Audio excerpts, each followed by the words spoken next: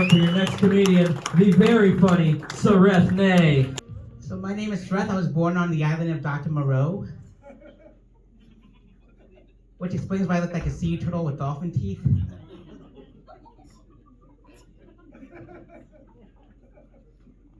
I made that up on purpose. Goodness. I was born without an Adam's apple. I was born with a Princess Peach. I get misgendered a lot. I wish I got Mr. Gendered. I'm actually Asian, and like most Asian kids, I got my very first job at the age of 9. So you can thank me for your soccer balls and your tennis shoes later. I was actually a dishwasher at my parents' Chinese restaurant, and if you ever wondered where the term the doggy bag came from, it came from a Chinese restaurant. I know because I made the puppy chow mein. When I was 13 years old, my parents enrolled me into ninjutsu class, and they told me that the classes were in the sewers. Yeah.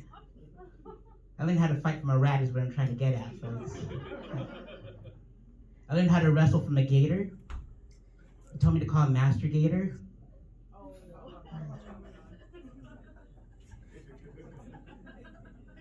When I was 15 years old, I thought it'd be a good idea to steal a nudie mag from my uncle. But I didn't know how much he cried during sex. All the pages were all wrinkly and they were all stuck together. I thought they were his tears and his boogers, you know? Yeah. They weren't. They were his knuckle babies and his water-based lube. And my mom found it, and she tore it right in front of me, and it saddened me because it reminded me of the Oklahoma City bombing. Because all the dead babies came out of it.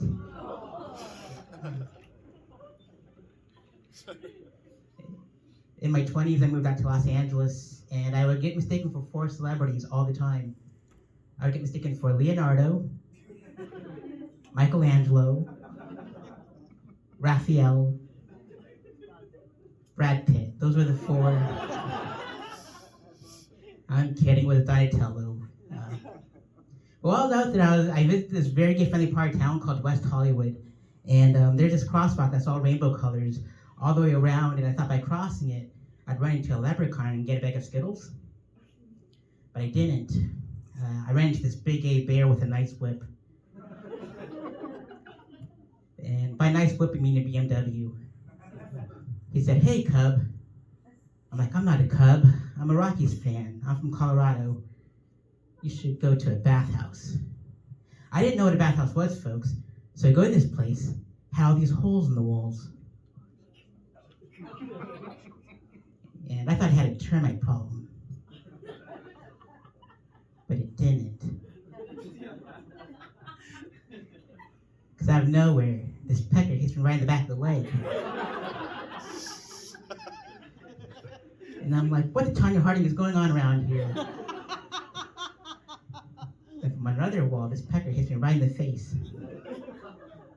And I'm like, what the Ronda Rousey? Then from another wall, I see some dude's face. I said, "Hey, mister, what am I supposed to do here? Am I supposed to feed you snacks?" He's like, "No, you're supposed to put your pecker to this wall." I'm like, "There's no duct tape around this hole. I'm not getting splinters in my wood." So his pecker comes to the wall. There's 3 peckers facing me from different directions. And rock music comes on, and I thought it was Judas Priest. But it wasn't. It was Iron Maiden. I was inspired Iron Maiden full of peckers, folks. And I stuck around to see what the next song would be, and it was Come Together by the Beatles. Because if you think about it, that song goes, "Come together."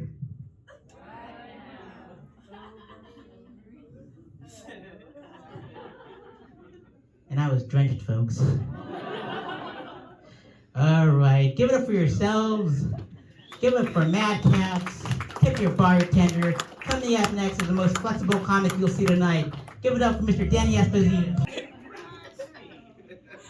What I don't like is when he said the most flexible comic you'll see, And then I started to walk down here. How many people I heard laugh? Fuck you all. But no, I am kind of flexible, but I'm not doing that joke tonight. My name is Danny Esposito.